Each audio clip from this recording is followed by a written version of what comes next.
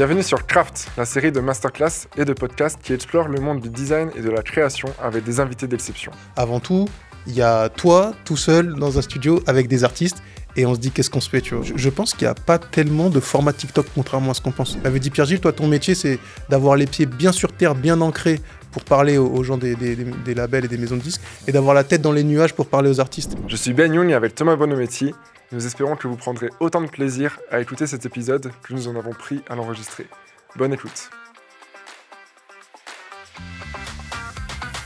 Aujourd'hui, on accueille Pierre-Gilles d'Horizon.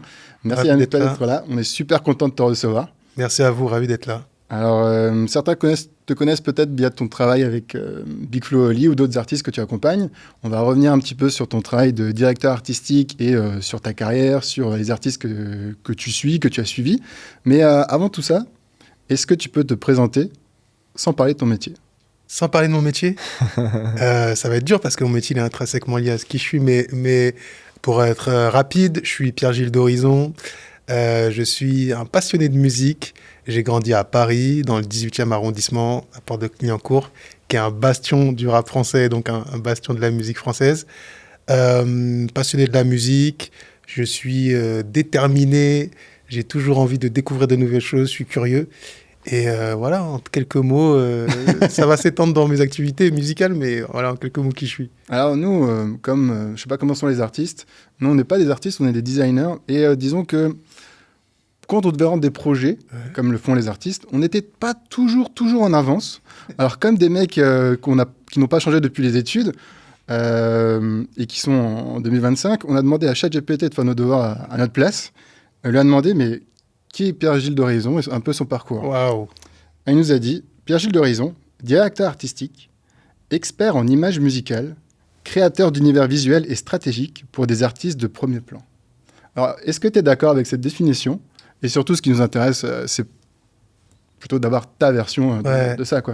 En vrai, pas tout à fait, pour être honnête. J'accompagne les artistes dans la création de leur univers, mais moi, avant tout, mon cœur de métier, c'est le son, c'est la musique, c'est la proposition, c'est leur discours, c'est tout ce qu'ils vont transmettre par leur musique. Et ensuite, évidemment, le visuel vient accompagner tout ça et vient habiller, entre guillemets, la musique. Mais vraiment, le cœur de mon métier et ce sur quoi je prends le plus la tête à mes artistes. Moi, je me prends la tête. C'est le son, quoi. C'est vraiment le son. Et au-delà du son, le discours, l'incarnation, ce qu'ils vont pouvoir diffuser à travers leur art. Et le visuel, évidemment, ça s'incorpore, mais ça vient pour moi dans un second temps. Ok. Et alors, on en parlait avant, un peu en off, mais pour toi, c'est quoi un peu une journée type ? Genre, je parlais de la création, du suivi de projet, des réunions avec des artistes, tu fais de la veille pour trouver les prochaines pépites, c'est un mix de tout ça ? C'est un mix de tout ça, ouais. La journée type d'un directeur artistique, je dirais que souvent, elle commence assez tôt, contrairement aux idées reçues. Allez, on va dire 9h30. C'est pas très tôt, ça dépend des professions. Ce qui est très tôt pour un artiste. Ouais. Ah non, les artistes, ils viennent plus tard dans la journée. Mais pour le DA, ouais, c'est à peu près 9h30, 10h. Je dirais que le premier travail, ça va être plutôt des choses assez administratives, des échanges. Soit ça va être des réunions stratégiques, marketing et promo avec les équipes, parce que le DA, c'est le premier lien entre l'artiste et les restes de l'entourage, les restes du staff. Ouais. Donc, soit ça va être ça, soit ça va être du travail un peu organisationnel, genre booker des séances de studio, booker du studio, booker des musiciens, etc. Tout ce qui est plutôt pragmatique et très terre à terre, ça va plutôt se faire en début de journée, le matin, les réunions, etc. Ok. Ensuite, souvent début d'après-midi, tu continues un petit peu ça. Moi, ce que j'aimais bien faire, ou ce que j'aime bien faire, c'est de la clearance de samples. C'est-à-dire, vous savez, quand un artiste utilise un titre déjà utilisé, tu dois contacter les ayants droit et tout. J'aime bien faire ça après manger. Okay. Et vers 15-16 heures, là, les artistes, en général, commencent à se réveiller. Je caricature un petit peu, mais en tout cas, c'est là où ils commencent à nous solliciter à balle, à nous envoyer beaucoup de messages, etc. Donc là, tu as une vraie séquence où ça enchaîne, où tes différents artistes, tu communiques avec eux, tu échanges sur ce que tu vas faire dans les prochains jours, même le soir même. C'est pas toujours, c'est un peu comme vous, on n'est pas toujours en avance. Et ensuite, le soir, c'est soit tu as un concert, parce que forcément, quand tu es un directeur artistique, tu es obligé, ce que tu disais, de scouter les artistes, donc tu es obligé de faire une veille permanente sur à peu près l'ensemble du marché, l'ensemble des artistes qui évoluent. Et donc, tu vas très souvent en concert pour déceler des nouvelles tendances, pour voir aussi ce que fait, entre guillemets, la concurrence, en tout cas les gros artistes. Donc, tu as ça souvent le soir. Et puis après, tu as l'after où tu as toute une partie de parler avec les autres acteurs de l'industrie du disque, ce qu'on appelle du réseautage ou du weshi-wesha. Mais en tout cas, c'est une forme de lien, en fait, tout simplement avec les autres acteurs. Ouais. Et quand t'as pas de studio, quand t'as pas de concert, bah, je l'ai spoilé, mais t'as le studio. Ouais. Et très souvent, bah, tu passes tes soirées en studio, voire tes nuits, parce que les artistes souvent enregistrent la nuit. C'est pas systématique, mais c'est souvent. Et voilà un petit peu la journée type qui finit très tard et qui recommence le lendemain relativement tôt. Ouais. Donc t'es pas du soir ou du matin, t'es un peu les deux, quoi. T'es un peu les deux. Après, normalement, là où tu dois être le plus puissant, entre guillemets, intellectuellement, créativement, etc., c'est plus le soir, parce que c'est là où il faut que tu sois avec les artistes, il faut que tu sois à leur contact, il faut que tu puisses leur parler, leur insuffler des idées, etc. La journée, tu peux plus être à ton rythme, tu vois, t'es face à un ordinateur, tu fais tes mails, tes trucs, tes clients, etc. Ouais. Donc là, aujourd'hui, tu es directeur artistique, tu accompagnes des artistes, mais ton métier, c'est vraiment dédié au son.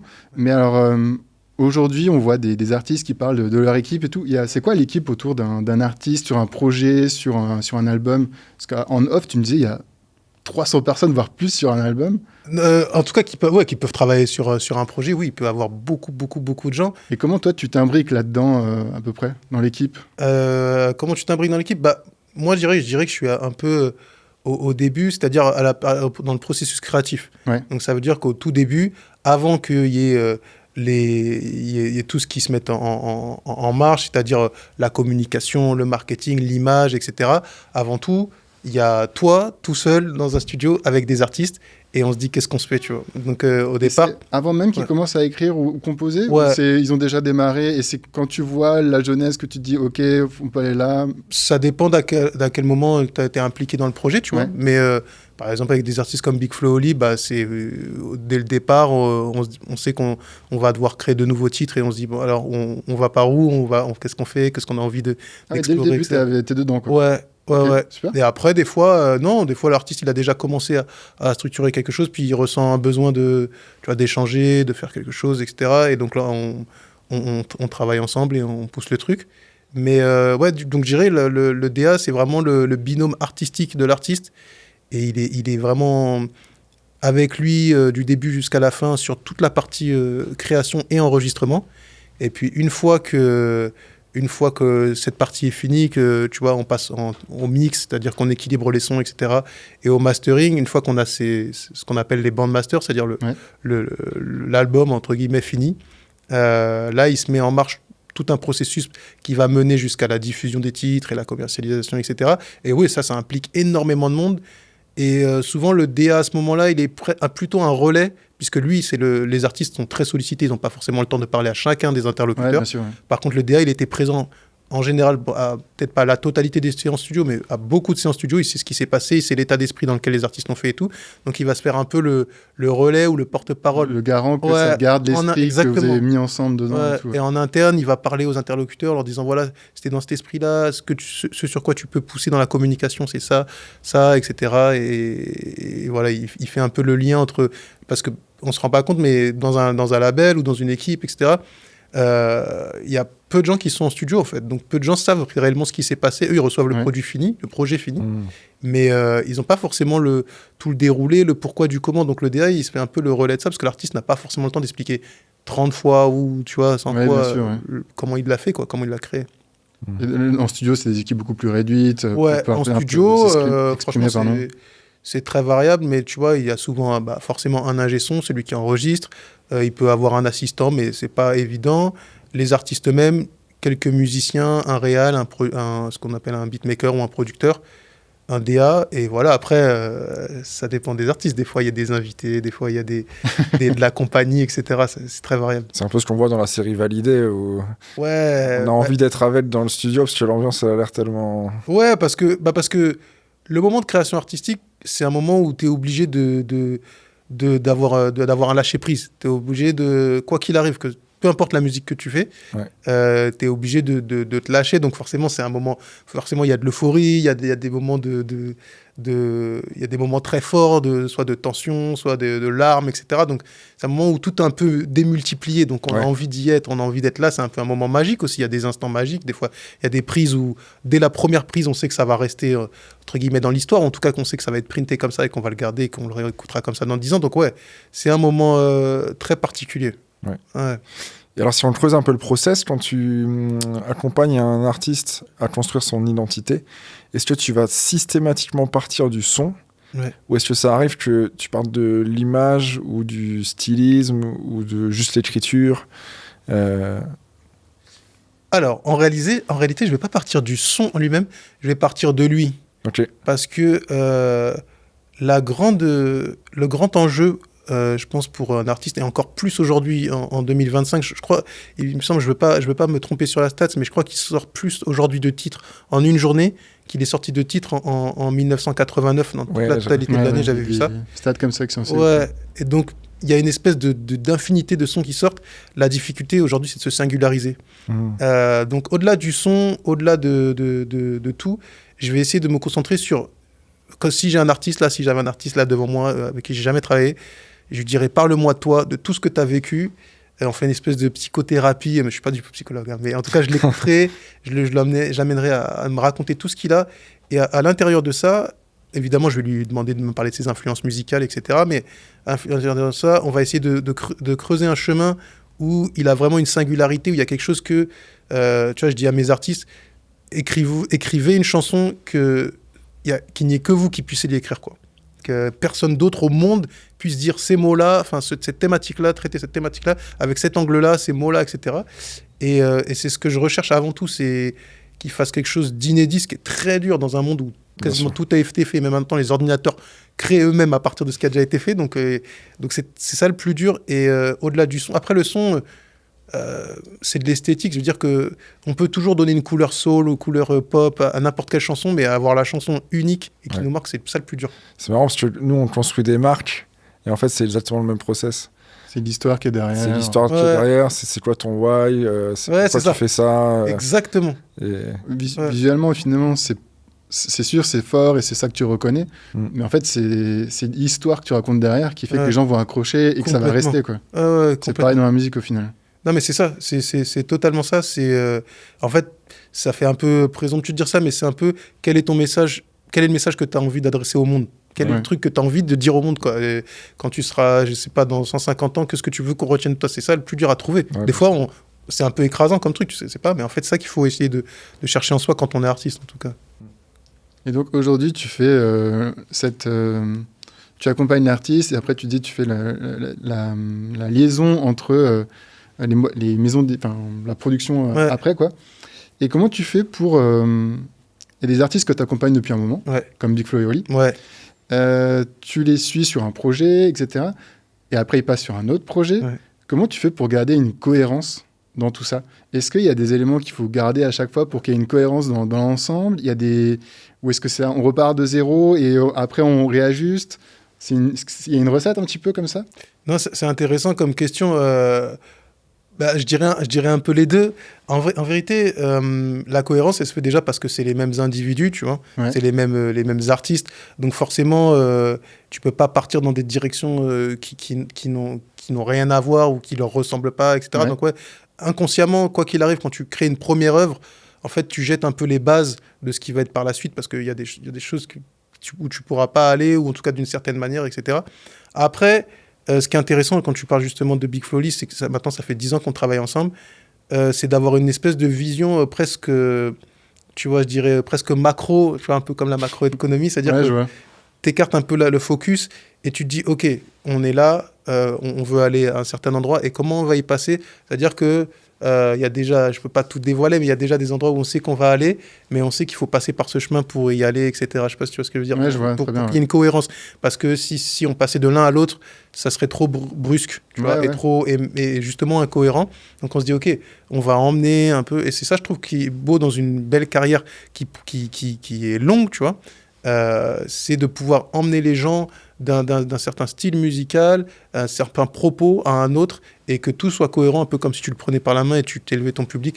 Moi, personnellement, je suis fan de Prince, le chanteur et compositeur américain, Ouais. et je trouve que c'est incroyable. Il est parti vraiment du funk, un peu très, très... Parce que les artistes évoluent, en fait. Ouais, Ils n'ont pas forcément envie de faire ouais, mais c'est... tout le temps la même chose. Et, Complètement. etc. Mais des fois, ton public n'évolue pas comme, C'est ça, comme c'est toi ça qui est t'évolues. compliqué. Ouais, donc il faut arriver à trouver le juste milieu et surtout comment amener le public à te suivre dans ton circonvolution. Donc il faut trouver ce truc-là. Mais ça, franchement, je trouve ça passionnant. C'est presque plus passionnant que faire un gros album. Faire un gros album one-shot avec un artiste, c'est trop bien. On est content et quand ça marche, Ouais. on est super, on est ravis. Mais la vision long terme comme ça, Là, il y a beaucoup de challenges. ouais, il y a beaucoup de challenges. Et puis tes relations aussi avec les artistes, elles évoluent. Donc comment à la fin tu modifies tout ça et tout, c'est passionnant en fait. Mais si on prend un exemple comme Soprano, par exemple, Ouais. qui a changé de style de fou en, je sais pas, en 10-15 ans, Ouais. est-ce qu'il a changé de public du coup? Ou est-ce qu'il a réussi à emmener son public? Alors je saurais pas te dire parce que moi j'ai travaillé avec Soprano, mais je fais pas partie de son staff directement, Ouais, bien tu vois. Mais je pense que Soprano, enfin, quand moi je suis allé à ses concerts, etc., j'ai l'impression qu'il a réussi à mêler deux générations. C'est-à-dire que ceux qui l'ont écouté quand ils étaient jeunes Ouais. ont vieilli, ont eu eux-mêmes des enfants, et j'ai l'impression qu'ils y vont en famille, et que finalement, eux s'y retrouvent sur les anciens titres, et les enfants sur les titres plus récents. Ouais. Et j'ai l'impression qu'il a réussi ce mariage-là, tu vois. Mm. Mais je te dis ça vraiment d'un point de vue extérieur. Ouais, bien sûr, ouais. Mais j'imagine qu'en tant qu'artiste, tu as ça aussi. J'ai discuté avec un artiste il y a des années qui me disait, on parlait d'Oxmo Puccino ou des évolutions aussi qu'il a eu dans sa carrière. Il me disait, ouais, mais mets-toi à sa place. Il y a peu de gens qui ils ont commencé à faire du Johnny, ils ont fini leur carrière en continuant à faire du Johnny. Ouais. C'était la même recette. Ouais. C'est dur de faire ça pendant 30, 40, 50 sur le même style et tout. En tant qu'artiste, tu as forcément envie d'évoluer, quoi. Et donc, en tant que DA, il faut que tu gères ça Ouais. sur l'album, mais aussi sur le long terme, parce que tu gères en fait un peu une carrière, en fait. Ouais, complètement. Après, ça dépend, parce que je te dis, ça dépend de ton implication. Des fois, il y a des artistes, et c'est totalement légitime, qui changent de DA justement pour pas se retrouver dans des mêmes automatismes, et parce qu'au bout d'un moment, tu connais trop bien ton DA, il y a des automatismes qui se font qui sont peut-être pas bons ou bons, etc. Donc, justement, un des leviers pour pouvoir se renouveler, parfois pour un artiste, ça va être de changer de DA. Donc, t'es pas forcément...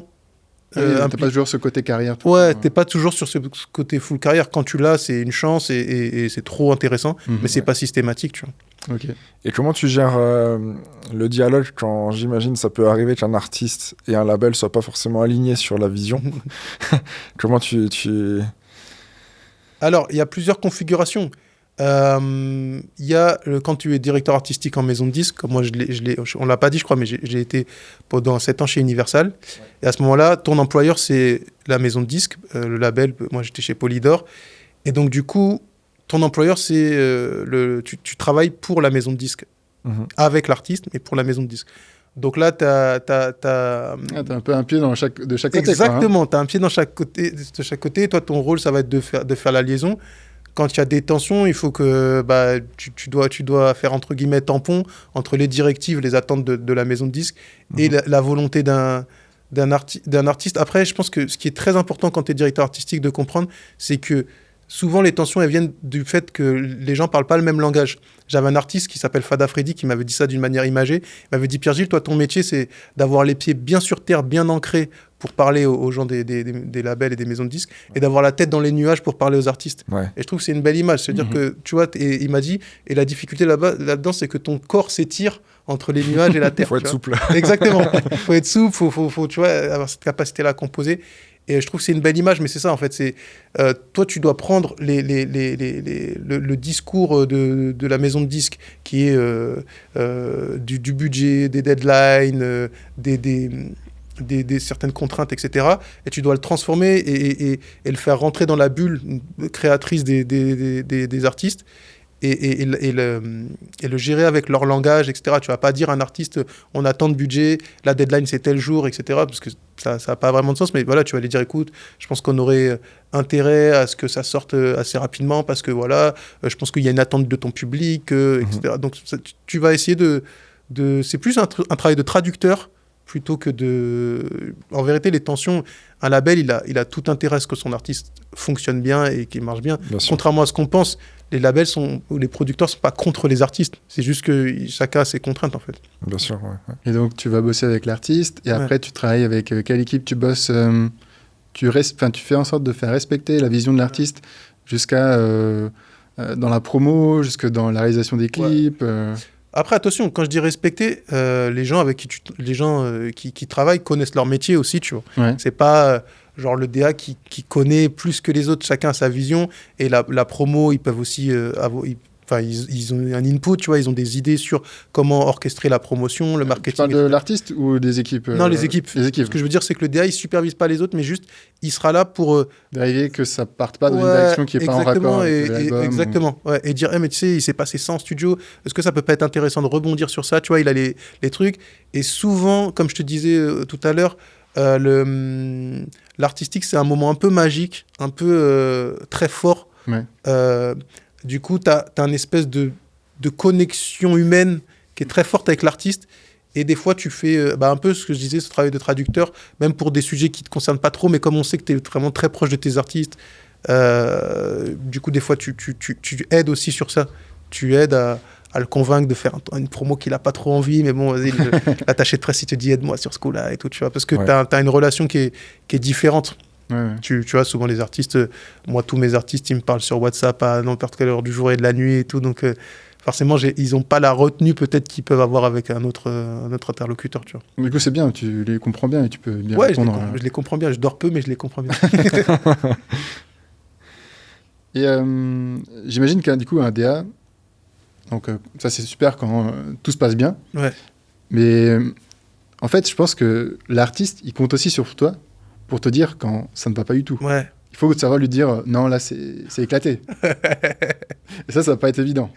Non. Parce que tu as des égos, comme dans tous ces métiers artistiques, de design, etc., avec qui il faut jouer. Tu as le tien, tu as celui de l'artiste et tout. Et c'était quoi ton dernier truc où tu as dû dire non, là je pose mon veto, une idée un peu trop farfelue ou un truc Ah putain. Alors attends, je réponds. Il y avait deux questions, j'avoue, Ouais. La première, oui, bien sûr, t'as pas que des choses à dire. Si t'es là pour un yes man, Ouais, ça n'a pas d'intérêt, tu vois. Donc ouais, Ouais. souvent tu dois être un peu en opposition avec l'artiste. C'est pas une opposition gratuite, tu vois. Non, Moi, ça doit être constructif. ouais, ça doit c'est être constructif. Et puis même moi, tu vois, je suis un fou de Twitter, enfin des avis, etc. Je lis tous les commentaires. Franchement, il y a très peu de choses qui Ah ouais, ouais, c'est ouf. je lis tout et j'essaie de faire une synthèse de tout ça. Évidemment, je prends pas tout pour argent comptant, mais tu vois, j'essaie de Mhm. tout synthétiser, tous les avis et de dire voilà, vous savez, j'ai décelé ça, vos fans, ils aiment pas trop ça, machin. Est-ce que ce serait pas intéressant de le voir autrement, etc. Donc, je me fais un peu le porte-parole des fans, mais, enfin d'une synthèse Ouais. des avis des fans. Parce que les artistes les lisent pas les commentaires. Ah non, ils peuvent pas. Ouais. Non, ils peuvent pas. Tu peux pas déjà c'est violent parce qu'on parle de toi. Bah oui, c'est ça. Et puis Ouais. tu peux pas. Enfin, ça dépend quels artistes, mais à une certaine échelle, non, tu peux pas. Donc souvent je fais ça. Et puis et donc oui, souvent tu es obligé de dire des choses un peu qui déplaisent. Ça c'est certain. Mais après, le plus dur, c'est que en fait, au bout d'un moment, quand tu travailles avec un artiste, il y a un affect qui se crée. C'est pas que un artiste, Ouais. pas que ton artiste. Ça devient un collaborateur très proche et tout. Donc c'est pas toujours facile, mais un des grands, je pense, une des grands caractéristiques du DA, c'est la diplomatie, quoi. Tu dois être très diplomate, savoir y mettre les formes, le dire d'une certaine manière. Et après, voilà, il y a toujours une façon de dire. C'est comme, je sais pas moi, notre maman, en général, si elle est bienveillante, elle arrivera toujours à nous faire passer le truc, tu vois. Ouais, c'est ça, c'est dans la fratrie. C'est à un moment Ouais, donné, exactement. c'est honnête, ça fait du mal, mais tu sais que il y a de l'amour derrière. Quoi. Ouais, c'est parce que c'est exactement. fait pour t'aider et faire avancer le projet, Ouais. toi, ta carrière ou ce que En tu es en train de faire. Quoi. En fait, je pense que plus tu as montré que tu étais un véritable allié, Mhm. tu vois, parce que des fois, la configuration fait que l'artiste, il peut douter un peu du DA, je sais pas si tu es arrivé sur le projet en cours de route, si des fois, c'est son producteur qui va l'imposer, etc., enfin, qui va t'imposer sur le projet, donc il peut douter, mais s'il voit que tu es un véritable allié, il va quand même être à l'écoute de ça, tu vois. Donc, c'était ça. La dernière fois que je l'ai fait, récemment, c'était quoi En fait, ça arrive quasiment tous les jours, mais je crois que c'était tout simplement sur un freestyle. J'ai dû dire ouais non, ça je pense que c'est pas c'était pas le bon freestyle pour le bon moment, tu vois, qu'il fallait sortir. Et finalement, après, les artistes m'en ont renvoyé un autre et c'était cool, tu vois. Mais après, franchement, c'est pas... Il n'y a jamais vraiment de... Il peut y avoir des oppositions très fortes en termes d'artistique, etc. Mais il faut justement faire en sorte que ce soit jamais du conflit. Il y a une différence entre opposition. Des fois, on peut avoir des avis très tranchés, et être pas du tout d'accord. Mais il faut pas que ça vienne du conflit. Le conflit, c'est justement si tu mets de l'affect dans les trucs et tout. J'essaie de faire ça. À propos de freestyle, très cool le freestyle à Mexico de Big Flo. Ah ouais, merci. Je voulais pas le dire, mais c'est celui qu'ils ont renvoyé après. Ok. À côté, on voit ceux de New York et Mexico là qui passent à côté de nous. Ouais, pour ceux qui ont la vidéo, sinon rendez-vous sur YouTube. Et alors je reste sur Big Flo et Oli. Donc tu bosses avec le duo. Ouais. Comment tu fais pour qu'ils aient une identité forte en tant que duo, mais qu'ils puissent aussi peut-être exister de façon indépendante l'un de l'autre? Parce que par exemple, Oli est lancé sur des projets d'art visuel, là, on a vu. Comment gérer ce côté duo / individu? C'est super intéressant. En fait, c'est une question qu'on s'est souvent posée. Et d'ailleurs, là, je vais dire un truc, je ne sais pas si les gens s'en sont rendus compte, mais sur les 3 premiers albums, moi, je suis arrivé sur la vraie vie, à partir de la création de La Vraie Vie. Okay. Mais sur La Cour des Grands, La Vraie Vie et La Vie de Rêve, souvent, Big Flo et Oli, sur les thématiques, ils sont les 2 faces d'une même pièce. C'est-à-dire qu'il y a un propos sur la chanson, et les deux exploitent le propos, et voilà. À partir des autres, c'est nous. Mais ça a été vraiment, on l'a intellectualisé. Moi, j'ai intellectualisé beaucoup les choses. Je parle des heures et tout avec mes artistes. Mais j'ai commencé à me dire, est-ce que ce serait pas plus intéressant d'avoir un peu de contre-pied? C'est-à-dire que, tu vois, quand il y a une thématique, il y en a un qui prenne un point de vue et l'autre point de vue, sans que ça soit joué, parce qu'ils ont vraiment en plus, ils ont 2 personnalités opposées quasiment. Humainement, c'est le jour et la nuit. Et je me suis dit, ce serait intéressant de faire ressurgir ça dans votre art, parce que souvent, quand vous traitez une thématique dans votre musique, vous avez un peu des propos uniformes. Alors que quand je vous parle, vous n'êtes pas du tout les mêmes, tu vois. Et donc, ils ont trouvé ça intéressant. Et on a commencé à jouer sur ce contraste-là. Et je pense que depuis quelques années, si on écoute bien Big Flo et Oli, je pense qu'on peut voir qu'il y a Big Flo et Oli, et que des fois, ils disent des trucs contradictoires, qu'ils n'ont pas le même avis sur tout, le rapport à l'argent, le rapport à la célébrité, etc. Et j'espère en tout cas que ça s'entend, et on va continuer à le développer, et ça s'entend, etc.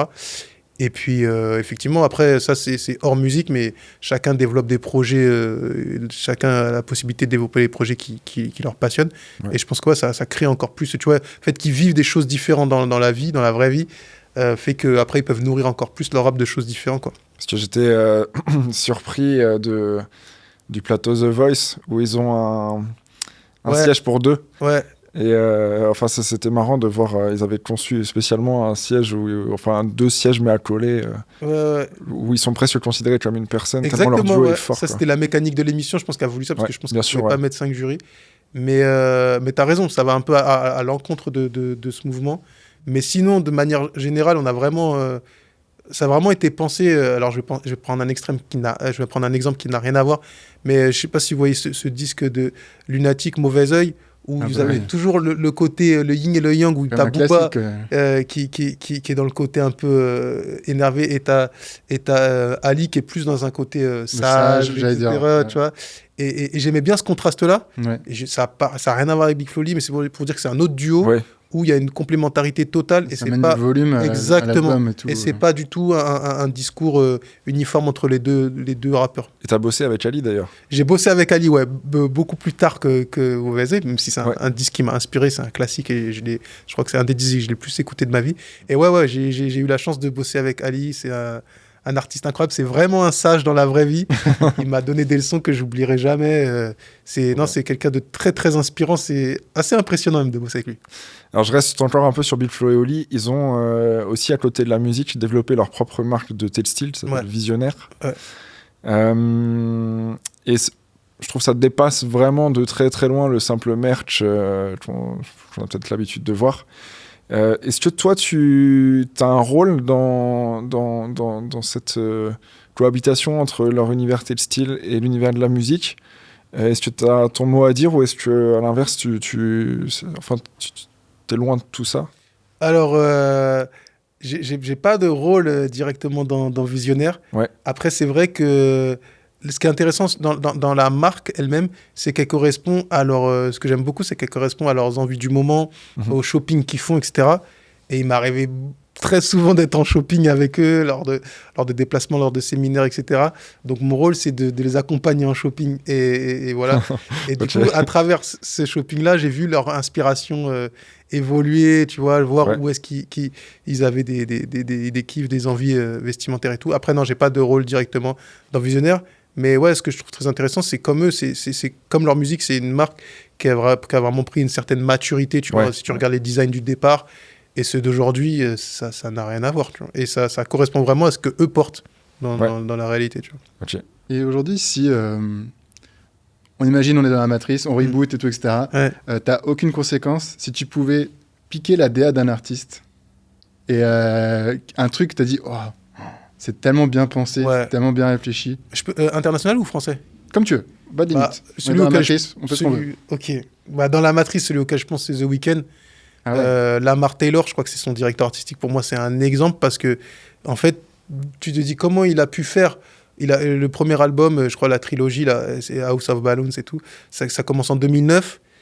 Et aujourd'hui, il y a des albums qui sortent. Et en fait, il y a un lien de storytelling entre tous les albums. Tu te dis, mais est-ce qu'il avait pensé dès le début ou est-ce que c'est comme une série? Chaque saison a été fait. Réécrit. Et en même temps, il y a des refs à l'un, à l'autre au début. Donc, comment ils auraient pu anticiper ce truc? Enfin, c'est un chef-d'œuvre de storytelling et de narration au sens scénaristique du terme, tu vois. Ouais. Et l'image, tout a été créé. Je trouve que tout est cohérent. Tu vois, tu parlais tout à l'heure de comment avoir une cohérence. Il est passé d'une musique spé, parce qu'à la base, on l'oublie, mais The Weeknd, c'était du spé. C'était une espèce de lo-fi, soul, R&B, machin, qui était vraiment un truc de blog, tu vois, hype. Et maintenant, c'est une musique ultra mainstream, ultra populaire, qui fait des milliards d'écoutes. Et il a trouvé le chemin pour nous mener. Personne ne trouve que c'est totalement incohérent. Et ouais, non, c'est un modèle, je te dis, franchement, c'est l'écriture, en fait. C'est l'écriture scénaristique entre les textes du début et de la fin, et comment ils ont réussi. C'est vraiment Lamar Taylor, je suis trop impressionné par son travail. Et dans les artistes que tu suis, il y a Dadju, qu'on voit aussi là à l'écran. Avec qui j'ai bossé, ouais. Ouais. Et Dadju, contrairement à Big Flo et Oli, où tu es arrivé, ils avaient déjà des albums de construits, ils avaient déjà une identité. Ouais. Dadju, tu es venu et tu as dû créer un petit peu ça ou renforcer ça. Alors, Dadju, en fait, il avait déjà son groupe Shinsekai, d'accord, qui était chez Watibé. Après, effectivement, le moment où moi je le signe pour Polydor, c'est le moment où il commence sa carrière solo. Donc, il a fallu, en termes d'image, il a fallu qu'il trouve un positionnement un peu différent de ce qu'il avait déjà fait avec Shinsekai et qui lui permette aussi, pareil, de se singulariser. Et quand je te disais tout à l'heure qu'on partait avant tout de l'artiste pour trouver une direction, lui, c'était en termes d'incarnation. Il avait ce truc qui pouvait incarner le lover, tu vois, le chanteur R&B, etc. Et donc, il a fallu creuser ce sillon-là, trouver les clippers, les photographes qui pouvaient rendre ce positionnement-là qui était même pas commun à l'époque, tu vois. Le rendre très classe et le rendre très... et l'améliorer, en fait, le rendre le plus optimal possible. D'accord. Et ça, à travers les projets, à travers les projets, à travers aussi les gens avec qui on l'a fait bosser. Tu vois, on est même allé chercher pour Jaloux, on est allé chercher le clipper de Justin Bieber. Ah ouais. C'est lui qui a réalisé le clip de Jaloux. Et je pense que ça a contribué à installer cette image, tu vois, tu vois, pop lover, quoi. Ouais, qu'on retrouve dans le clip, qui est dans cette vibes et tout. Et justement, tu parles... alors du coup, là, c'est un Canadien... Justin Bieber, mais Dadju a fait une collab avec Chris Brown sur le titre Goodbye. Et comment ça se passe, que ce soit avec Dadju ou avec d'autres artistes, mais qui sont français et qui vont faire une collab avec un artiste américain. Est-ce qu'à ce moment-là, sur le projet, il faut s'adapter au marché US, ou est-ce qu'au contraire, tu as ton identité et ton truc français, franchouillard peut-être, qu'il faut que tu essayes de pousser, et ton identité, qu'il faut que tu pousses dessus? Ça dépend ta volonté première en allant chercher un artiste américain. En général, les artistes français aiment bien avoir un artiste américain parce qu'ils l'apprécient, parce qu'ils l'écoutent. Ouais. Et du coup, c'est un peu, entre guillemets, je dirais pas une consécration, mais en tout cas un aboutissement de pouvoir travailler avec un artiste que tu écoutes depuis des années. Moi, ce que je trouve le plus intéressant, c'est effectivement quand l'artiste américain, il arrive à s'imbriquer, entre guillemets, dans l'artistique d'un Français, sachant que les Américains, il y a peut-être des exceptions, mais écoutent rarement, tu vois, des feats avec des Français. Les Américains sont très auto-centrés. Ils écoutent Ah bon très peu de choses qui ne sont pas dans leur langue. Donc ouais, je pense que le plus intéressant, c'est vraiment d'arriver à injecter de l'américain dans l'univers français, tu vois. Et le process aussi peut-être de featuring, on en parlait un peu en off avant, est pas le même entre artistes français et artistes américains, quoi. Bah non. Les artistes français, les collaborations d'artistes français à français, c'est beaucoup du feeling, c'est beaucoup du relationnel. Les Français, on met de l'affect dans tout, on met des sentiments dans tout. On est des grands romantiques, donc souvent les artistes français, quand ils collaborent, ils ont besoin de se connaître, ils ont besoin de s'entendre, ils ont besoin de bien s'entendre, ils ont besoin de se rencontrer. Ils enregistrent ensemble en studio aussi, ou ça se fait très souvent, la connexion est en studio. Franchement, et contrairement à ce qu'on pourrait penser, c'est rarement basé sur l'argent, c'est beaucoup plus basé sur la bonne entente, le fait que soit les artistes se connaissent, soit les équipes autour se connaissent, etc. Il y a vraiment des connexions humaines, on est dans l'humain, dans les collaborations françaises. Aux États-Unis, c'est totalement différent. Pour eux, c'est du business, c'est une prestation. Et tu payes ta prestation, donc tu payes, je sais pas, le featuring d'un tel, le featuring d'un tel. Il n'y a pas forcément besoin de se rencontrer, il t'envoie son couplet et voilà, c'est très... Pour 1 million, je peux faire mon feat avec Kendrick Lamar. Pour 1 million, 1,5 million. Maintenant, il a peut-être augmenté. Mais... je crois que c'était un truc comme ça. Non, mais franchement, si tu as l'argent, tout est possible. Alors que, franchement, en France, je pense qu'il y a certains artistes, même pour beaucoup, tu pourras pas les... Tu auras besoin, en tout cas, d'avoir un relationnel avec eux. C'est vraiment 2 processus différents, mais qui sont culturels, en fait. C'est presque au-delà de la musique, c'est comment on est en France. C'est l'artiste romantique dans son cliché. On n'a pas le même rapport. Sa tour d'ivoire qui compose tout seul et tout. Un peu, quoi. C'est un peu exagéré, mais oui, c'est ça. Mais en fait, on n'a pas le même rapport au business. Eux, ils ont un truc très détaché, très sur le monétaire, etc. Nous, malgré tout, l'art, ça reste quelque chose, tu vois, il y a beaucoup... en France, l'art est très protégé par l'État, tu vois, les lois, après, on va partir trop loin dans le truc, mais tu vois, les lois de propriété intellectuelle sont beaucoup plus protectrices vers les artistes et les auteurs qu'aux États-Unis, où tu as le copyright, où tu peux acheter la propriété intellectuelle, etc. Donc, on est vraiment un pays propice aux artistes, tu vois. Ok. Alors, on le rappelle, t'es passé par plusieurs maisons, t'as plus de 15 ans de carrière, t'es passé par plusieurs maisons, t'as géré plein d'artistes, on a parlé d'Ali, je sais pas si tu peux en citer quelques autres. Ali, Imani aussi. Imani, Big Flo Oli, Linda, Daju. Aujourd'hui, je produis une artiste qui s'appelle Oji, une chanteuse qui s'appelle Oji. Donc oui, j'ai fait beaucoup d'artistes et beaucoup de styles différents. Voilà, et du coup, entre un artiste qui peut être... plutôt rap, et quelqu'un qui va être plus R&B ou soul. J'imagine qu'il y a des différences dans les façons de les accompagner et dans la façon dont tu vas construire une image, enfin un univers pour chacun, ou c'est les mêmes mécanismes? Alors, en vérité, je pense que c'est les mêmes mécanismes, tu vois. Ce qui va changer, c'est peut-être le discours. C'est peut-être la façon de... C'est plus la forme, entre guillemets. Je vais peut-être pas dire les mêmes choses ou peut-être pas de la même façon à différents types d'artistes, mais je pense que le fond reste le même.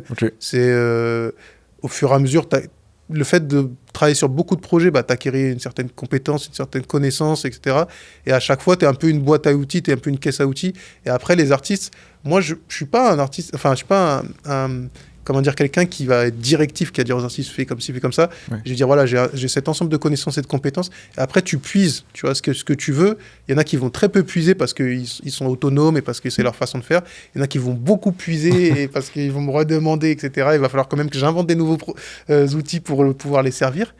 Et voilà, mais franchement, par exemple, entre un Deluxe, qui est un groupe d'Aix-en-Provence, funk, qui fait plein de festivals, et un Ledé, tu vois, qui est un artiste beaucoup plus urbain, qui fait des sons club, vraiment de boîtes de nuit, etc. Franchement, c'est le même travail. Il faut toujours que tu sois connecté avec ton artiste, que tu sois sur la même longueur d'onde. que tu puisses lui apporter quelque chose, des connaissances, des compétences, etc. Et qui, à la fin, il ait l'impression que son art, son œuvre, elle est un peu mieux que ce qu'il aurait fait tout seul, tu vois. Après, qu'est-ce qu'il aurait fait sans toi? Après, sinon, franchement, les mécanismes sont les mêmes, mais un DA, c'est un peu, tu sais, comme la bande FM. Tu sais, et après, à chaque fois, tu dois trouver la bonne fréquence, tu vois. Quand je suis avec le D, je suis sur cette fréquence-là, et c'est ça qui me permet d'être connecté avec lui. Quand je suis avec Deluxe, je suis sur une autre. Quand je suis tu vois, avec Big Flowly, je suis encore la sur connexion. Ouais, dans ta connexion, même dans ce que toi, tu as vécu, tu vas chercher ailleurs, tu vois. Big Flowly, par exemple, typiquement, au départ, il y avait beaucoup de choses qui nous séparaient. Parce que moi, je suis de Paris, eux, ils sont de Toulouse. Ils étaient plus jeunes que moi, on n'est pas totalement de la même génération. On n'était pas totalement sur les mêmes choses qu'on écoutait, etc. Mais ce qui nous a rattachés, c'est les valeurs humaines. On a à peu près les mêmes valeurs au niveau de nos parents et de la façon dont on a été éduqués. Et ce qu'on a envie de diffuser, de promouvoir, etc. Et par exemple, ça a été ça ma connexion très forte avec eux. Du coup, c'est ça qui m'a permis de bien matcher avec eux.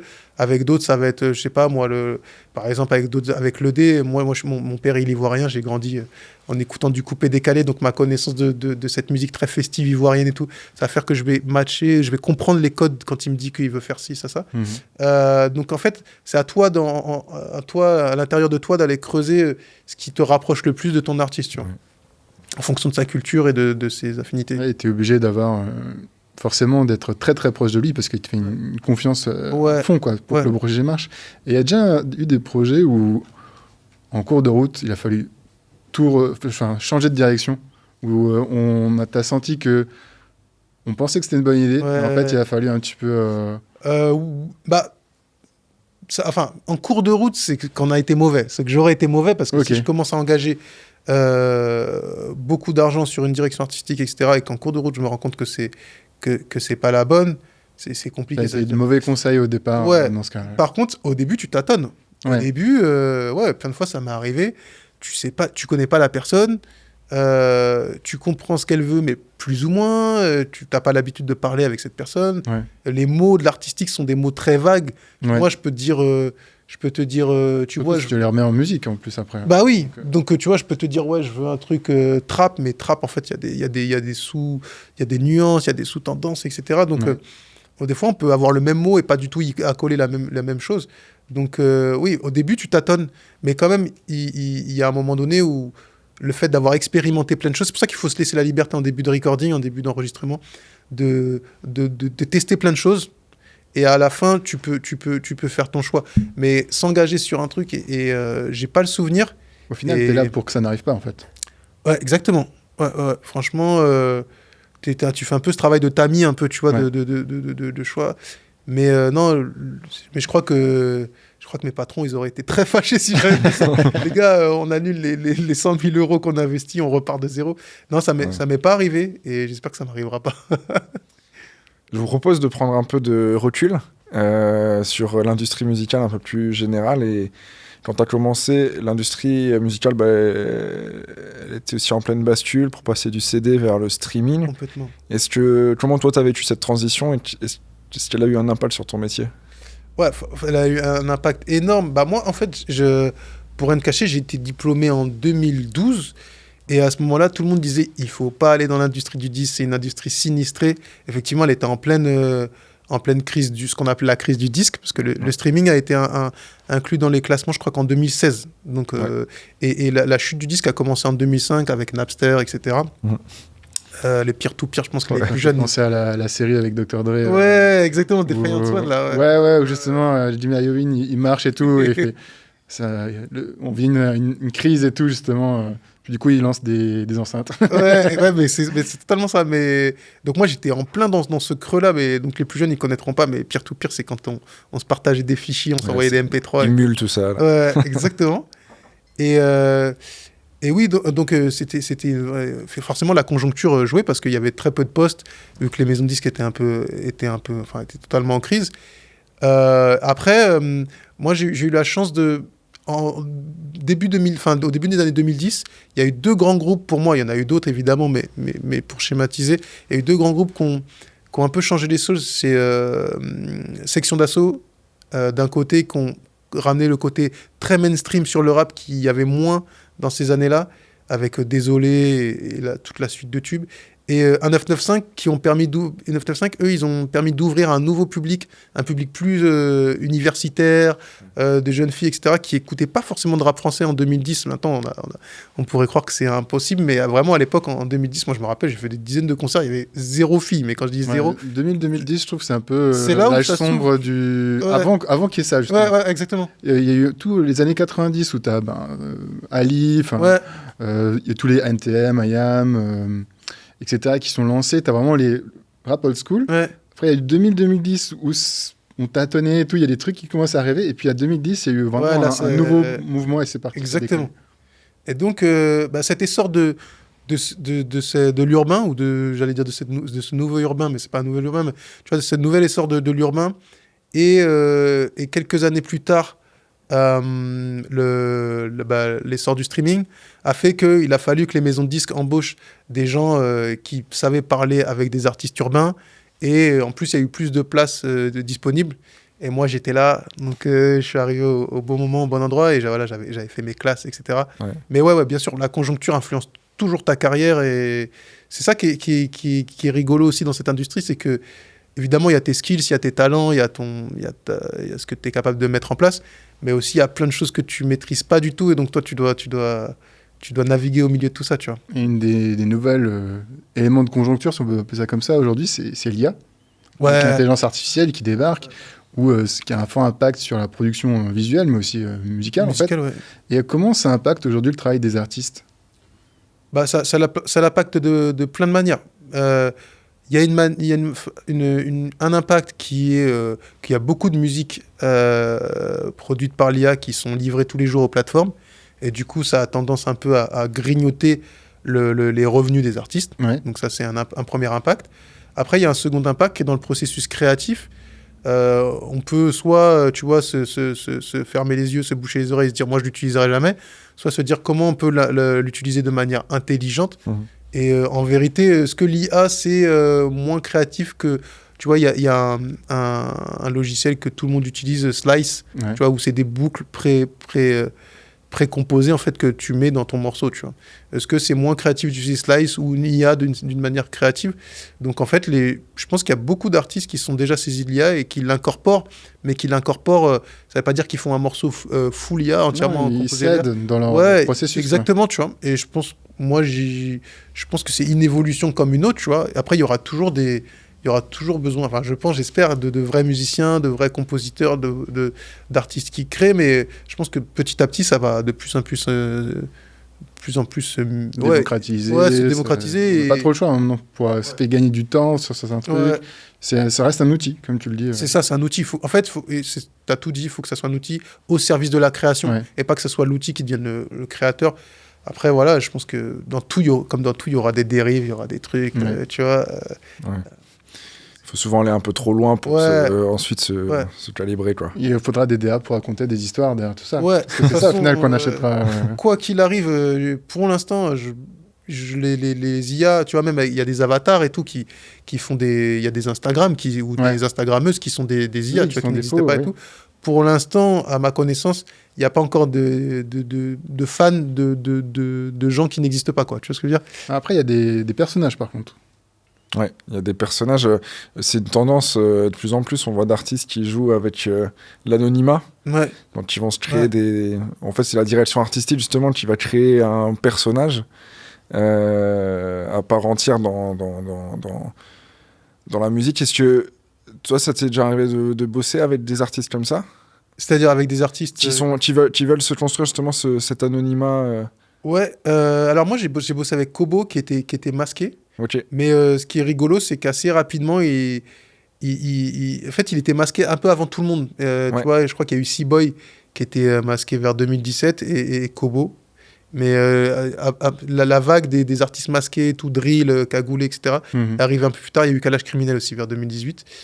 Et Kobo, assez rapidement, Alors nous, on a créé plein de systèmes avec un masque. Tu sais, il avait une espèce de masque comme ça, qui était un masque presque chirurgical noir. Et on avait trouvé un système en mettant des micros. Ça nous a coûté super cher et tout. Bah oui. Et assez rapidement, il a voulu se démasquer. Donc, tu vois, on a tout fait pour garder son anonymat parce qu'on trouvait le concept super et assez novateur pour l'époque. Et puis finalement, lui, il a voulu se démasquer. On l'a suivi. Sinon, non, j'ai pas trop travaillé sur des artistes. Tu le conseillerais aujourd'hui de tenter un parti pris comme ça? Aujourd'hui, non, parce que maintenant, tout le monde est cagoulé, masqué, donc c'est presque l'inverse, c'est presque à montrer ta tête que t'es singulier. Mais après, ouais, faut toujours être à contre-courant, donc je sais pas, d'ici 5-6 ans, quand tout le monde aura retiré sa cagoule, remettez-en une, tu vois. En fait, le gros truc, c'est que... Pas foutre ta cagoule. C'est comme je dis toujours, il faut pas piloter avec les yeux dans le rétro. Souvent, les gens, ils regardent ce qui se fait déjà, ce qui est déjà en haut des charts, et ils se disent, je vais faire la même chose. En fait, il faut regarder, il faut l'inverse, quoi. Faut se dire, si déjà ceux qui sont en haut des charts, ils sont en train de faire ça, bah, moi, il faut que je fasse l'inverse. Et parce que c'est des cycles. Donc voilà, remettez une cagoule quand tout le monde l'aura retirée. Alors là, tu me tends une perche. Du coup, maintenant, je vais te poser la question. Et c'est quoi les prochaines tendances que tu vois émerger là dans... Waouh. Non, alors là, franchement, je vais être très honnête avec toi. Moi, comment dire, je cherche pas à déceler les nouvelles tendances. C'est juste quand je les vois que je me dis ça y est, c'est ça. Je vais te donner un exemple. Surtout avec un artiste où tu vois ça peut matcher sur ça ou pas du tout. En fait, non, c'est plus de l'observation sociale. Okay. Et après, je me dis, ah ouais. Tu vois, par exemple, il y avait une époque où je voyais beaucoup de jeunes filles dans la rue qui avaient les cheveux verts, bleus et tout, tu vois. Ouais. Et je me disais, c'est marrant, je vois pas ce qu'elles écoutent et tout, tu vois. Et dès qu'il y avait un rendez-vous qui venait dans mon bureau, les gens ils me disaient, ouais, la musique, c'est ça, c'est produit par-ci, tout. Je disais, ok. Et les gens qui écoutent ta musique, ils ont les cheveux verts. Ils me disaient non, je disais ah ok, non, ça m'intéresse pas. Et tu vois, tous mes rendez-vous c'était ça, tu vois. Je me disais ouais, chelou et tout. Qui est-ce qui elles existent, je les vois dans la rue et tout, mais je vois pas ce qu'elles écoutent. Et un jour, en fait, Polydor, c'est le relais, c'est la maison relais de Interscope, le label Interscope, qui est un gros label aux États-Unis. Ouais. Et un jour, le chef de projet international donc de Polydor. C'est Jay-Z, non? Non, c'est Jimmy Iovine justement. Ouais, c'est j'avais un doute. C'est l'associé de Dr. Dre. Ouais. Et en fait, un jour, le chef de projet international, celui qui travaille les projets américains, mais en France, me dit, ouais, tu veux venir, moi, mon artiste en développement et tout je lui dis, ouais, avec plaisir. Tu vois, je pensais qu'il allait me dire une petite salle, le Trabendo ou un truc comme ça, parce que les artistes en développement américains, ils sont toujours dans des petites salles au départ. Et il me dit, ouais, je lui dis, c'est où? Il me dit, c'est à la Cigale. Je lui dis, non, pas à la Cigale, pour son premier concert à Paris et tout. Il me dit, si, c'est à la Cigale. Et je dis, bon, écoute, je vais venir voir, tu vois, je sais pas. Et j'arrive à la Cigale et je vois plein de filles avec les cheveux rouges, verts, c'était plutôt vert et bleu en vrai, plus que rouge. Et je me dis, ah, ça y est, j'ai trouvé, tu vois. Et je rentre dans la Cigale, c'était plein, ça hurlait, j'avais jamais entendu la Cigale autant crier. Et en fait, la fille en question, c'est Billie Eilish, tu vois. Ouais, je pensais venir un peu. Et ça faisait 6 mois que je cherchais qui ces filles-là, ils écoutaient. Donc c'est plus, moi je suis plus un constatateur des tendances que le mec qui va se dire ah ça va être comme ça, tu vois. Mais j'essaie de toujours rester super ouvert, super à l'écoute, de me dire, tu vois, de parler avec tout le monde pour me dire ok, il se passe ça dans la société, tu vois. Mais je me vois plus comme un espèce de thermomètre un peu, tu vois, qui sent le truc. Dans ton thermomètre de la musique comme ça, il y a quand même des tendances qui émergent, genre des sons. Ce que j'ai en tête là, c'est les sons qui doivent être un peu calibrés pour être facilement repris sur TikTok, etc. Ça, c'est un vrai truc. C'est de la coïncidence. Est-ce que c'est très marginal, ou est-ce qu'il y a des tendances qui sont à venir un peu comme ça? Bah, en vrai, je pense qu'il n'y a pas tellement de format TikTok, contrairement à ce qu'on pense. Ok. Alors, il faut relativiser, mais je pense qu'il y a le marché américain. Okay. Qui est particulier, marché anglo-saxon américain, et marché français. Le marché français, en général, ça se fait sur des phrases. C'est des accroches qui sont beaucoup plus que la musique, plus que la musicalité. C'est des phrases qui font que ça transforme en trend. Par exemple, typiquement, Weshden, tu hors de ma vue, c'est cette faute de français qui est volontaire ou pas, je sais pas. Mais en tout cas, c'est ce qui fait que ça marque les gens et que ça devient viral sur TikTok.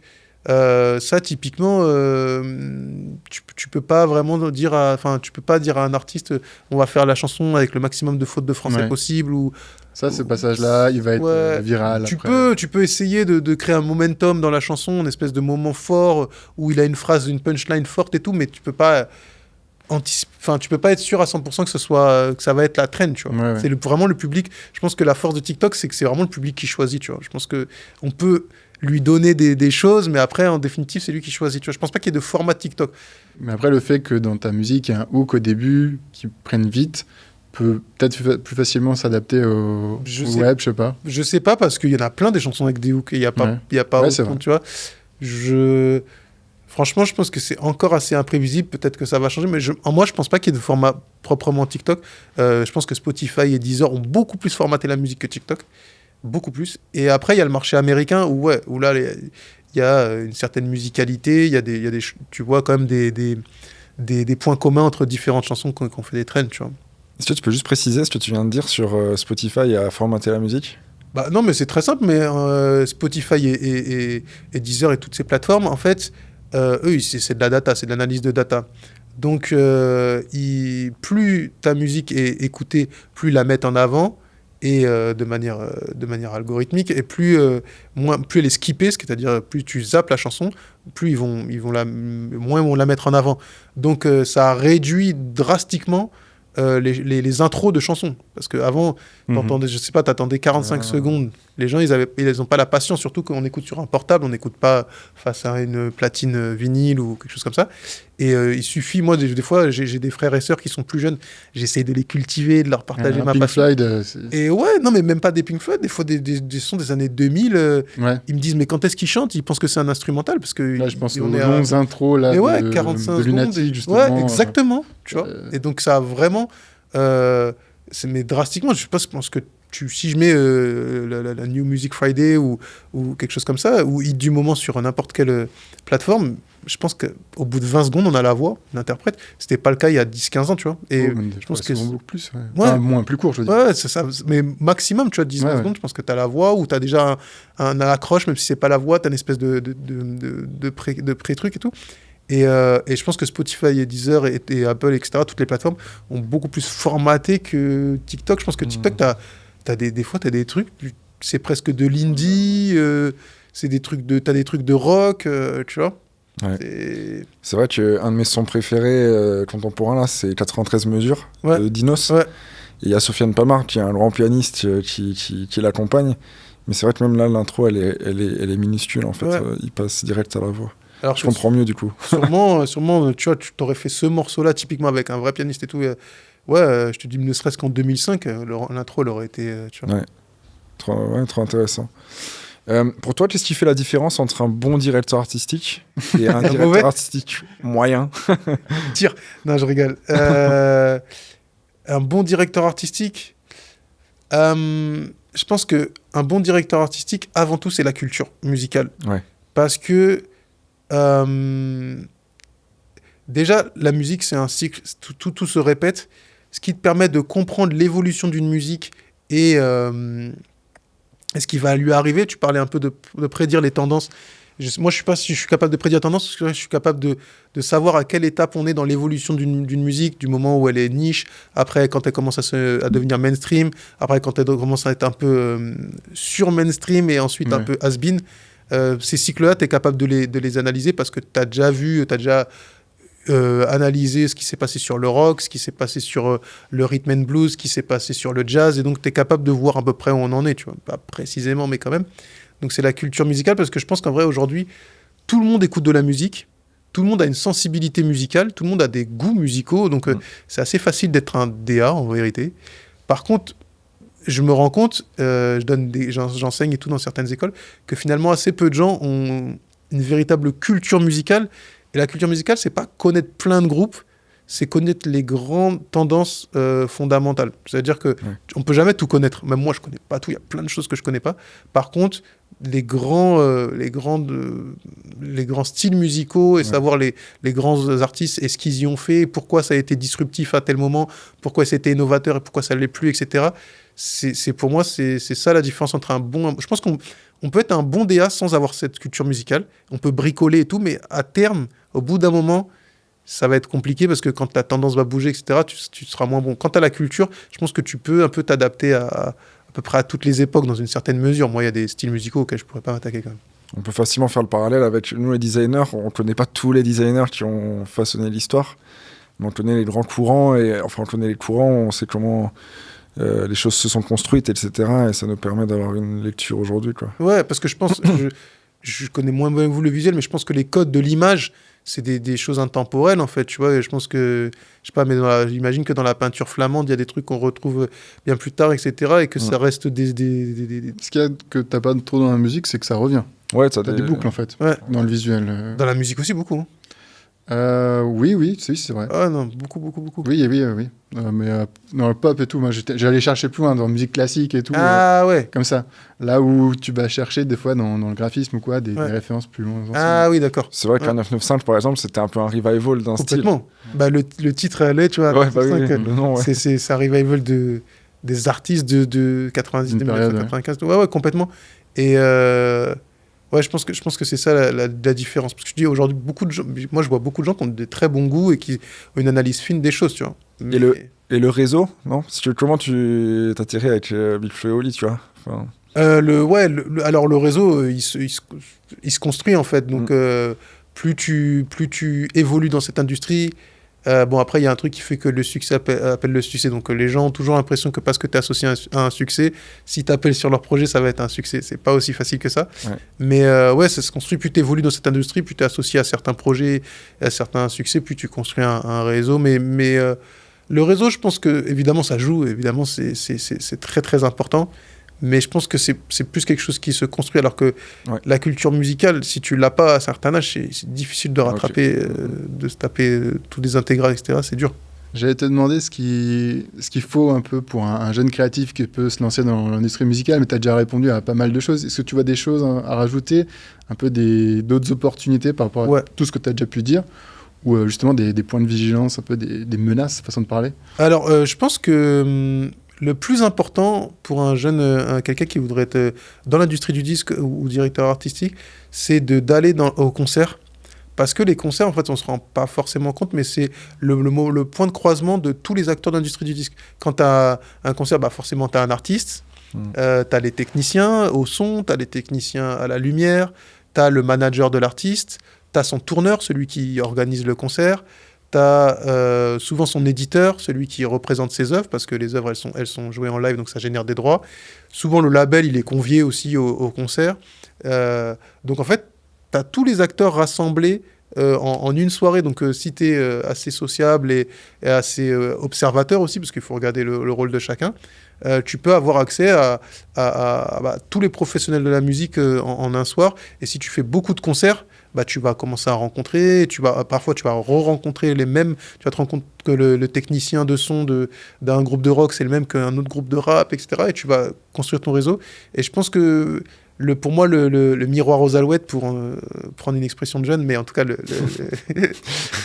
pire truc, c'est d'être très sur les réseaux, d'envoyer que des DM et tout. Ouais. En vérité, je pense que beaucoup de professionnels n'ont pas le temps de répondre aux DM, on est surchargé, etc. Et il y a une impression de proximité qui est fausse sur les réseaux. Ouais. Alors que quand tu vas voir un mec en vrai, je sais pas, même à la limite un technicien, tu l'aides à porter sa caisse, ce truc, il y a forcément une relation beaucoup plus puissante.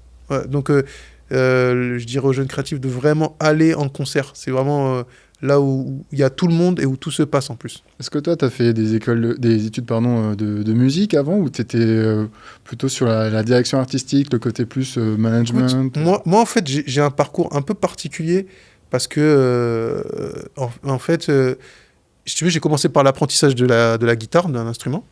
Et il se trouve que et donc moi, j'étais à Port-de-Clignancourt, tu vois. Donc c'est un certain milieu social et tout. Et il se trouve que mon prof de guitare, lui, il avait un studio qui était à Saint-Germain-des-Prés. Donc, c'est pour ceux qui ne connaissent pas Paris, socialement, c'est l'opposé. C'est le quartier le plus riche de Paris et le plus historique de Paris, etc. Et donc, moi, quand je suis arrivé là-bas, la première fois qu'il m'a convié dans son studio, c'est un magnifique studio qui est sous des voûtes, tu vois, avec des murs en pierre et tout. Tu as l'impression d'être au Moyen-Âge, mais avec des appareils partout qui clignotent et tout. Tu es rêvé. Je suis devenu fou. Comme un gosse et tout. Ouais, et j'étais gosse, tu vois, j'avais 10 ans et tout. Je suis devenu fou, j'ai dit, je pars plus jamais. Et donc, j'ai fait tout ce qu'on peut faire dans un studio, de donner des cafés, à rester à côté pendant qu'ils mixent, à parler aux artistes, à vraiment tout ce qu'on peut faire dans un studio. Et donc, j'ai fait ça à peu près de 10 ans à 21 ans, tu vois. Ah ouais. Ouais. Et C'est le genre de mec qui démarre, il a déjà 11 ans d'expérience. Ouais, mais non, mais c'est pour ça que je te dis ça. C'est un peu parti. Ouais, non, mais c'est vraiment ça. Et en fait, à un moment donné, moi, à la base, je voulais être producteur au sens le mec qui fait les instrus, tu vois. Ok. Et à un moment donné, tous les artistes qui passaient dans son studio, il m'a dit, tiens, va démarcher un peu les labels, etc. Avec À 14 ans. Ouais, non, mais c'est vrai, en plus, j'ai vraiment fait ça. C'était très dur parce que je me suis pris, quand on dit, tu sais, l'expression se prendre des portes, bah, Ouais. moi, c'était au sens propre, je me prenais vraiment des portes, quoi. C'est pas, j'envoyais des mails, tu vois, j'allais voir les gens, parce qu'à l'époque, il n'y avait pas les mails comme maintenant et tout. Donc, j'allais Ouais. vraiment voir les gens en physique. Et Les ils gens me étaient fermaient- moins digital. Ouais, et ils me fermaient vraiment la porte, tu vois. Donc, j'ai vraiment pris des portes. Et non, après, au bout d'un moment, je me suis dit, mais en fait, c'est qui ces gens qui me disent reviens demain, reviens plus jamais, reviens dans 2 heures et tout, tu vois. Et j'ai commencé à m'intéresser au métier du disque, au métier de l'industrie du disque, parce que je connaissais vraiment pas. En fait, moi, j'étais vraiment côté studio, tu vois. Je Ouais. savais ce qu'était un arrangeur, ce qu'était un réalisateur, ce qu'était Ce un qui était ta mixeur. force après aussi, hein, Ouais, d'avoir ça. après, mais à ce moment-là, ça l'était pas, tu vois. Oui, bien sûr. Et donc, j'ai commencé à m'intéresser à ces métiers. Et à l'époque, il y avait moins de formation qu'aujourd'hui purement dédiée à la musique. Et donc, j'ai fait une école de communication et de marketing, l'EFAP, qui est plutôt généraliste. Et avec ça, j'ai fait des stages, mais que des stages qui étaient propres à l'industrie du disque. Et donc, j'ai construit le réseau dont on se parlait tout à l'heure, etc. Mais j'ai pas fait une formation purement dans la musique, mais parce que, en fait, si tu veux, ma formation, je l'ai faite sans le vouloir de 10 à 21, tu vois, dans la musique. Après, moi, j'avais besoin d'intégrer l'univers des bureaux, des studios, des bureaux, des labels. Et ça, je l'ai fait grâce au réseau d'une école de communication. T'es pas du tout le mec qui est sorti du conservatoire, quoi. Pas du tout. Pas du tout, non. Moi, je te dis, j'ai appris en MJC la Contrairement guitare. à Big Flo et Oli, Ouais, qui eux l'ont fait. Hein. complètement. Bah, tu vois, ça, c'est un truc que j'ai pas mis en avant comme différence. Quand je te disais, j'essaie de l'être. Ouais. Non, mais en tout cas, on a cet amour de la musique et le fait d'avoir appris un instrument jeune, tu vois. Même Ouais. si moi, c'était pas un conservatoire et tout, mais ce truc un peu d'avoir un instrument et de se trimballer soit à l'école ou, tu vois, au milieu des autres jeunes et tout, avec un instrument à la main, je le connais, tu vois. Moi, je suis designer. Si demain j'ai envie de bosser dans l'industrie du disque, comment je fais? Bah, comment dire, le chemin le plus rapide, c'est de faire des pochettes. Pour un designer, hein, je parle. Aujourd'hui, c'est les visuels, c'est extrêmement demandé. Et il y a, pour le coup, franchement, il y a presque une demande infinie parce que, comme je disais, il y a énormément de titres qui sortent par jour. Chaque titre a sa pochette. Donc, tu as très vite fait de faire énormément de pochettes. Tu vois, justement, je regardais un petit truc sur. Je sais pas si vous connaissez le graphiste qui s'appelle Regular. Ouais. Et Regular, justement, il vient du branding à la base. Mhm. J'ai appris il y a 2 jours. Là, je fais ma science. Ouais, ok. Trop bien. Mais ouais, justement, lui, il vient du branding à la base et il est venu dans l'univers de la musique via Sneezy, via un des membres d'un 995, tout se recroise. Et donc voilà, mais ouais, aujourd'hui, on fait énormément appel à des designers, ne serait-ce que pour les logos, les visuels. Enfin, c'est un élément prépondérant de la communication. On arrive à la fin de ce podcast qui était super cool à enregistrer. C'est quoi tes recos du moment? Des artistes à suivre que tu pourrais nous balancer? Parce qu'on a vu pas mal de noms, de gros noms en Ouais. tout cas, dans tout ce que tu as cité Ouais. là. Mais justement, des petites pépites comme ça sur lesquelles tu es tombé récemment. Alors, une pépite que j'écoute beaucoup en ce moment, c'est Léon Thomas. Ok. Je ne sais pas si ça vous dit quelque chose. Non. C'est un mec qui vient de l'école de Disney, D'accord. Disney Channel, mais qui a fait un album qui est pour moi une espèce de synthèse entre Marvin Gaye, Donny Hathaway et D'Angelo. Ah, c'est Donc, vrai que ça a l'air d'être ton style, Ouais. funk et tout. Ouais, ça complètement. roule. Donc, je pense que c'est l'album que j'écoute le plus en ce moment. Là, j'ai écouté dernièrement l'album de Playboi Carti aussi. Je le trouvais intéressant, même si il y a 30 titres, donc forcément, c'est J'ai un pas peu- écouté en entier, mais ça avait l'air assez perché au Franchement, début. il est moins Genre perché assez que novateur français. et tout. Ouais, mais donc en tout cas très intéressant et voilà. Et attends, faut quand même que je dise un truc français. Là, je pense à un rappeur. Justement, j'en parlais avant de venir. J'ai pas tout écouté encore, alors, mais j'ai bien aimé ce qu'il a fait, son approche, etc. Qui s'appelle Draya, Draya. Ok. Et j'ai trouvé ça cool. Voilà. On ira écouter. Ouais. Trop Ça bien. nous fera un peu de culture musicale et tout pour nous rattraper. Où est-ce qu'on peut te suivre aujourd'hui? Du coup, ta maison, ta propre édition Ouais. qui est d'Horizon. Aujourd'hui, mes activités, donc, du coup, je suis producteur, éditeur. Je travaille avec une artiste vraiment exceptionnelle, mais je le pense sincèrement, c'est pas pour faire sa promo, qui s'appelle OG, qui est une interprète, compositrice, auteur, voilà, donc on va sortir des titres incessamment sous peu. Et je suis super fier de ce qu'on a fait, justement. On a fait une proposition artistique un peu indie, à la SZA, à la Steve Lacy, à la Leon Thomas un peu aussi, elle adore aussi. Et j'ai trop hâte de sortir ça, parce que ça fait 1 an qu'on travaille dessus, donc là, trop cool. c'est un peu un accouchement et tout. C'est un des moments qui est vraiment le plus plaisant quand on délivre le projet et qu'on voit la réaction des gens. Donc j'ai ça, et je travaille aussi justement sur une formation, un master 2, avec une école qui s'appelle Les Aides. Et voilà, à la rentrée 2025, j'aurai une formation à mon nom, musique, business et industrie créative, où je vais ramener, je veux que des références dans le domaine, tu vois, de l'industrie du disque et tout, qui dispensent des cours. Et mon but, ce sera un peu ça, c'est d'avoir des gens qui ont à la fois capables de travailler directement dans l'industrie et de faire des tâches, etc., mais aussi un peu ce que je vous disais, d'avoir ce recul, d'avoir cette culture et d'avoir une vision un peu large de l'industrie du disque et sur le temps, et de pouvoir faire des professionnels qui sont capables de durer, et qui sont pas que dans l'action et réaction. Ouais, exactement. Sur le long terme, et donc, une vision macro. Ouais. Et donc ça me prend aussi beaucoup de temps de faire le programme, de tout faire. Mais c'est passionnant, et moi, je donnais déjà des cours, donc c'est un peu mes 2 piliers, le fait de la direction artistique avec Big Flo Oli, avec OG, et aussi, entre guillemets, la transmission, tu vois, ou l'enseignement avec des plus jeunes. J'adore ça. J'ai aussi des jeunes compos que j'ai signés sur ma boîte d'édition. Et je sais pas, j'aime bien... en fait, c'est la même chose. Le fait de guider des artistes, souvent qui sont plus jeunes que toi, ou guider des jeunes professionnels qui vont eux-mêmes être des bons professionnels, pour moi, c'est un peu la même chose. Dans les 2 cas, tu donnes des conseils et tu donnes tu donnes de l'amour, de l'envie, du truc, de la motivation. Et moi, c'est un rôle qui, personnellement, correspond à ma personnalité. Et en plus, si ça peut profiter à des gens qui aiment bien, tant mieux, tu vois. C'est vrai, tu dors encore de temps en temps un peu ou... Franchement, maintenant, là, j'ai un rythme plus... pendant des années, c'était très dur, je vais pas te mentir. Là, j'ai un rythme plus correct, parce qu'à un moment donné... tu peux pas donner des conseils à tout le monde et toi-même être un mort-vivant, tu vois, ça a plus de sens.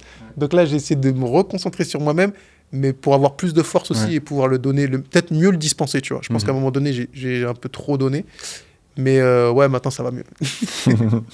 Cool, trop bien. Est-ce que tu peux, pour finir, trancher sur cette question qu'on se pose tous, est-ce que le rap, c'était mieux avant ? Dernière question comme ça, je n'étais pas prêt. Est-ce que le rap c'était mieux qu'avant ? Non plus, je n'étais pas prêt. Non, mais moi je vais partir d'une.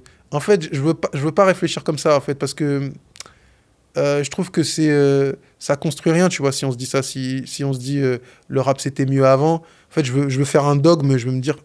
Peu importe en fait, je sais pas comment dire ça, mais je trouve qu'il y a rien de constructif à se dire c'était mieux avant. Ça veut dire c'était mieux avant, alors quoi ?